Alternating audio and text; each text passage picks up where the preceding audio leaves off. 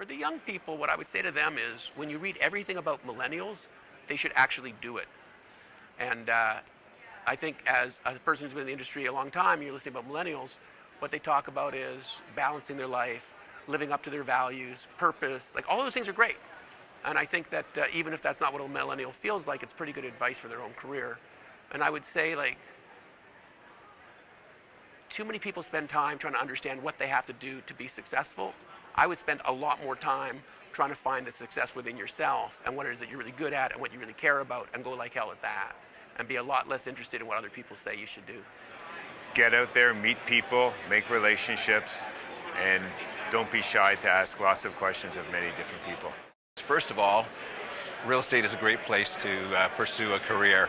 It gives you terrific opportunity to exercise a whole variety of talents, whether it's investment, financial analysis, engineering, creative design or architecture, tenant service. It's a place to do a lot of different things all in one industry. It's also a place to do something very important. The buildings that we build have a long lifetime. They impact the shape of the cities that we live in and the way that people live and work. So it's both personally very rewarding and very important work to do. I've had the advantage of working with a lot of pretty exciting leaders over the course of my career, and there's maybe 2 or 3 things that I would say to people that are looking to learn or have some principles. The first one is really on the investment side, and it's following, I guess, Warren Buffett and the Benjamin Graham model, which is when everybody else is fearful, you should be bold, and when everybody else is overconfident, you should be cautious. So timing your investments and trying to take advantage of buying great properties at good prices is a very, very powerful tool. Second idea is focus on the things that are most important. One of my bosses said, don't worry about the mice in the attic when you have an elephant in your dining room. So keep focused, understand what's important, don't sweat the small stuff, and make sure that you always see the forest for the trees. And then finally, I would say about the importance of teamwork. And that's something I think that comes very easily to many of the millennials. Do your best, try to excel personally, but remember that all of us together are better than any of us individually. So look for opportunities to both receive and give help to your comrades. I think the greatest advice I could give anyone entering our business or a young age is to not be afraid to take on challenges outside of your comfort zone. And one of the biggest things is to put your hand up and be prepared to actually take a chance. And that may mean relocation, meaning moving out of a city that you're currently in. But we're in such a global world today. Our cities are so global today. Our business is so global that I think it's really important that young people take a chance and take a risk. You know what? It's pretty simple. Never stop learning and really get informed. I think gone are the days when people come into the real estate industry, especially on the brokerage side of the business, and just focus strictly on doing a deal. It's much more than that these days. Clients aren't just making real estate decisions, they're making occupancy decisions. So I think that someone new coming into the business needs to really widen their lens of knowledge and be a holistic solution provider. I tell most young people the same thing about entering the business. The greatest opportunity to get an entry-level job is to find something that's customer-facing, and customers being tenants. Because to the extent that you can understand what motivates customer behavior, then that's actually the secret sauce in operating the entire industry. Because as in any industry, we're driven by customers and their decisions and their behaviors. So I always suggest to young people, get in front of a customer, understand what drives behavior. Real estate's very exciting, innovative, and creative career. And for young people getting into the business, I would advise, first of all, making sure that you train yourself properly. Understand the language, learn the players, understand how to do the financial side of our business. And then think out of the box. Big picture is the future, and understand the next generation and how technology is going to change where we look for next opportunities in real estate.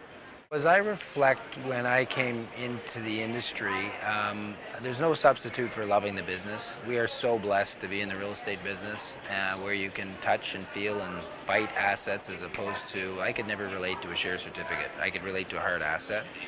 And those of you who get the bug, and you'll know what I mean without me needing to emphasize the point, those of you who get it in your veins, you are most blessed, because I don't think I've gone to work in 30 years. It doesn't feel like work. I've never yawned in a real estate meeting. I can yawn in some IT meetings or some HR meetings, but I don't yawn in a real estate meeting. So the fundamental point is if you have it in your veins and you love the industry and you have passion for the industry, figure out your niche, figure out how to be great at something, and the rest will follow. The money will follow, the opportunities will follow. You're going to do extraordinarily well. So it goes down to don't get into the business because you might get wealthy, because it doesn't happen. Get in the business because you love it, be great at it, and the rest will follow. That would be my first bit of advice.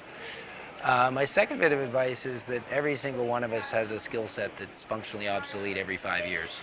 And unless we figure out how to retool, reinvest in ourselves, stay current, learn, then unless you do that, then you can't continue to survive in a fast-paced world like real estate. And so I have had multiple careers in multiple ways by continuously trying to learn and improve myself and understand various incremental aspects of the business. And I'm 55 years old, and I still am a deep, deep student of technical aspects, operational aspects, financial aspects, and none of us know enough, and we all have to keep learning. And as soon as you think you have all the answers, watch out, because you're on the road to being a dinosaur. So it really is a function of constant learning, constant reinventing of yourself, constant recognizing your weaknesses and trying to backfill for those weaknesses. So that would be another bit of advice, I think. Well, for the younger generations, I'm smiling because I just did a panel that I moderated on millennials and the veterans. I think for the young kids coming up, there is no industry like real estate.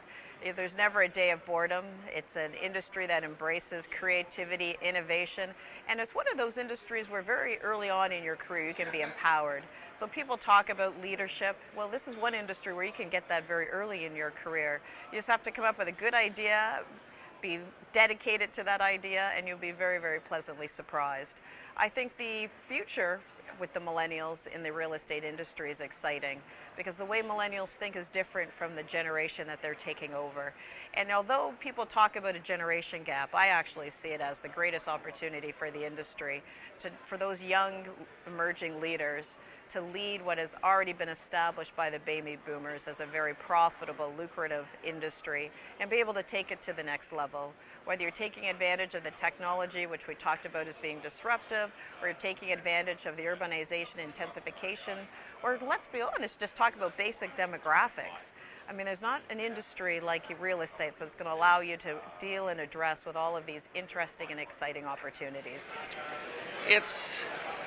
The market's changed. It's a very mature market, and it's a market that people don't leave. So, you've got to get in and wait in line and try to spend as much time. It's a people business. We think that it's really bricks and mortar, but it's not.